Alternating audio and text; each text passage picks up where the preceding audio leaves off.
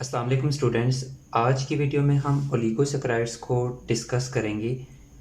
Oligosaccharides को discuss करने से पहले मैं आपको बताता चलूँ कि हम मोनोसैकेराइड्स को डिस्कस कर चुके हैं। कार्बोहाइड्रेट्स को, शुगर्स को हम 3 ग्रुप्स में डिवाइड करते हैं, मोनोसैकेराइड्स। और मोनोसैकेराइड्स सबसे सिंपल शुगर्स हैं जिनको हम पहले डिस्कस कर चुके हैं।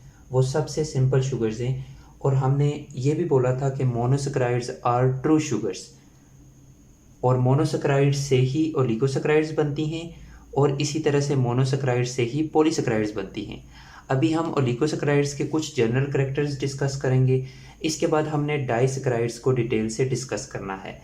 सबसे पहली चीज़, oligosaccharides are known as derivatives of monosaccharides, यानी ये मोनोसैकेराइड्स से डिराइव होती हैं। मोनोसैकेराइड्स आपस में मिलती हैं, मोनोसैकेराइड्स आपस में जुड़ती हैं और फिर बनते हैं ओलिगोसैकेराइड्स। इसी तरह से जो पॉलीसैकेराइड्स हमने आगे डिस्कस करने हैं वो भी किससे बनते हैं, इन्हीं मोनोसैकेराइड्स से ही बनते हैं। तो इनको डेरिवेटिव कार्बोहाइड्रेट्स भी कहते हैं। इसके बाद next, they are less sweet comparatively to monosaccharides as compare to monosaccharides. Oligosaccharides less sweet in taste होते हैं, जबकि जो मोनोसैकेराइड्स होती हैं वो ज़्यादा स्वीट इन टेस्ट होती हैं और ओलिगोसैकेराइड्स का टेस्ट मोनोसैकेराइड के मुकाबले में लेस स्वीट होता है। इसके बाद ये वाटर के अंदर लेस सॉल्युबल होते हैं। मोनोसैकेराइड्स जो होते हैं वो इजीली वाटर के अंदर सॉल्युबल हो जाते हैं, जबकि ओलिगोसैकेराइड्स इजीली सॉल्युबल नहीं होते। जबकि पॉलीसैकेराइड्स हम आगे जाकर देखेंगे वो वाटर के अंदर सॉल्युबल नहीं होती। इसके बाद नेक्स्ट यहाँ पर मेंशन है ऑन हाइड्रोलाइसिस। हाइड्रोलाइसिस का मतलब ये होता है कि जब वाटर इनके अंदर ऐड होता है और वाटर के ऐड होने से जब इनकी ब्रेकडाउन होती है तो जो ओलिगोसैकेराइड्स होती हैं वो यील्ड करती हैं, वो बनाती हैं 2 to 10 मोनोसैकेराइड्स। यानी ओलिगोसैकेराइड्स को हम डिवाइड करते हैं further on the basis of monosaccharides, number of monosaccharides. यानी कुछ ओलिगोसैकेराइड्स ऐसी होती है जिनके अंदर 2 मोनोसैकेराइड्स होती हैं, कुछ ऐसी होती हैं जिनके अंदर 3 मोनोसैकेराइड्स होती हैं, कुछ ऐसी होती है जिनके अंदर 4 मोनोसैकेराइड्स होती हैं। ठीक है, तो उस हिसाब से जब हम ओलिगोसैकेराइड्स के अंदर वाटर ऐड करते हैं तो इनकी ब्रेकडाउन होती है। वो ओलिगोसैकेराइड्स जिनके अंदर 2 मोनोसैकेराइड्स होती हैं तो जब इनकी वाटर की ऐड करने से ब्रेकडाउन होती है तो उनसे 2 मोनोसैकेराइड्स बनती हैं। इसी तरह से वो ओलिगोसैकेराइड्स जिनके अंदर 3 मोनोसैकेराइड्स मौजूद होती हैं तो जब वाटर को हम उनके अंदर ऐड करते हैं तो उनसे 3 मोनोसैकेराइड्स जनरेट होती हैं। तो on hydrolysis oligosaccharides yield 2 to 10 monosaccharides. अच्छा, इसके बाद नेक्स्ट प्रॉपर्टी, जो मोनोसैकेराइड्स प्रेजेंट होती हैं ओलिगोसैकेराइड्स के अंदर वो अटैच होती हैं one another by a covalent bond known as glycosidic bond. ठीक है, अगर मैं कहता हूँ ये एक मोनोसैकेराइड है, ये दूसरी मोनोसैकेराइड के साथ, दूसरी इस कार्बोहाइड्रेट के साथ जब वो लिंक होगी तो जिस बॉन्ड के जरिए लिंक होगी उस बॉन्ड को हम बोलेंगे glycosidic bond. Basically glycosidic bond एक कोवलेंट बॉन्ड होता है जो एक कार्बोहाइड्रेट मॉलिक्यूल को दूसरे कार्बोहाइड्रेट मॉलिक्यूल के साथ जोड़ता है, या एक कार्बोहाइड्रेट को किसी और मॉलिक्यूल के साथ जिसके अंदर OH ग्रुप मौजूद होता है उसके साथ जोड़ता है। इसे हम कहते हैं ग्लाइकोसिटिक बॉन्ड। तो सिंपली आप इसको ध्यान में रखें, ये एक कोवलेंट बॉन्ड है जो एक कार्बोहाइड्रेट मॉलिक्यूल को दूसरे कार्बोहाइड्रेट मॉलिक्यूल के साथ जोड़ता है। इसी तरह से आपको ये ग्लाइकोसिटिक बॉन्ड पॉलीसैकेराइड्स के अंदर भी नजर आएंगे। अब ओलिगोसैकेराइड्स को फर्दर हम क्लासीफाई करते हैं depending upon number of monosaccharides. उनके अंदर कितनी मोनोसैकेराइड्स मौजूद होती हैं। वो ओलिगोसैकेराइड्स जिनके अंदर 2 मोनोसैकेराइड्स मौजूद होती हैं उन्हें डाइसैकेराइड्स कहते हैं, जिनके अंदर 3 होती हैं उन्हें ट्राइसैकेराइड। इस तरह से टेट्रासैकेराइड्स, पेंटासैकेराइड्स एंड सो ऑन 10 तक। जब कार्बोहाइड्रेट्स के अंदर 10 तक मोनोसैकेराइड्स मौजूद होती हैं, जिन कार्बोहाइड्रेट्स के अंदर 10 तक मोनोसैकेराइड्स मौजूद होती हैं वो ओलिगोसैकेराइड्स के अंदर ही आते हैं। इसके बाद वो कार्बोहाइड्रेट जिनके अंदर 10 से ज़्यादा मोनोसैकेराइड्स मौजूद होती हैं उन्हें हम पॉलीसैकेराइड्स के अंदर रखते हैं। तो अभी हमने डिस्कस करना है डाइसैकेराइड्स को। डाइसैकेराइड्स वो कार्बोहाइड्रेट्स होते हैं, वो शुगर्स होती है जिनके अंदर 2 मोनोसैकेराइड्स मौजूद होती हैं। यहाँ पर एक बात, जब डाइसैकेराइड्स की हाइड्रोलाइसिस होती है, जब इनके अंदर हम वाटर ऐड करते हैं तो इनके नतीजे में क्या यील्ड होता है, यील्ड 2 मोनोसैकेराइड्स। यानी जब इनकी हाइड्रोलाइसिस होती है तो इनके नतीजे में 2 मोनोसैकेराइड्स बनती हैं। अच्छा, अब इन डाइसैकेराइड्स का जो जनरल फार्मूला है वो ये है C12H22O11। ये डाइसैकेराइड्स का जनरल फार्मूला है। हम जितनी भी डाइसैकेराइड्स डिस्कस करेंगे उनका जनरल फार्मूला यही होगा। इसके बाद ये डाइसैकेराइड्स के कैरेक्टर्स में आप ये भी लिख सकते हैं कि एक और ओलिगोसैकेराइड्स के अंदर मोस्टली जो हम डिस्कस करते हैं वो डाइसैकेराइड्स को ही डिस्कस करते हैं, क्योंकि फिजियोलॉजिकली अगर हम देखें हमारी बॉडी के अंदर या दूसरे ऑर्गेनिजम्स की बॉडी के अंदर तो ज़्यादा इंपॉर्टेंट डाइसैकेराइड्स ही होती हैं। इन डाइसैकेराइड्स को हम डाइजेस्टिव सिस्टम के अंदर भी डिस्कस करते हैं, प्लांट्स के अंदर भी इन डाइसैकेराइड्स को हम डिस्कस करते हैं। तो फिजियोलॉजिकली ये बहुत ज़्यादा इंपॉर्टेंट होती हैं डाइसैकेराइड्स। इसके बाद ये भी उसी तरह से लेस स्वीट इन टेस्ट होती हैं, लेस सॉल्युबल इन वाटर होती हैं। जिस तरह से हमने ओलिगोसैकेराइड्स के करैक्टर्स डिस्कस किए, तो वो करैक्टर्स आप यहाँ पे भी लिख सकते हैं। They are disaccharides are derivatives of monosaccharides. अच्छा, अभी कौन कौन सी डाइसैकेराइड्स हैं जिनको हम जनरली डिस्कस करते हैं, तो हमने आज की वीडियो में उनको जनरल वे में डिस्कस करना है, फिर हम स्पेसिफिक वे में उनका स्ट्रक्चर देखेंगे नेक्स्ट वीडियोस में। तो एक है डाइसैकेराइड जिसको आप ज़्यादातर डिस्कस करते हो, वो है सक्रोज।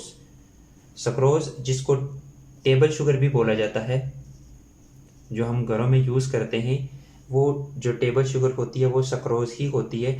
और सक्रोज एक डाइसैकेराइड है और इसके अंदर दो मोनोसैकेराइड्स मौजूद होती हैं। सक्रोज के अंदर कौन कौन सी दो मोनोसैकेराइड्स मौजूद होती हैं? एक होती है ग्लूकोज और दूसरी होती है फ्रक्टोज। ये दो मोनोसैकेराइड्स मौजूद होती हैं इस सक्रोज के अंदर।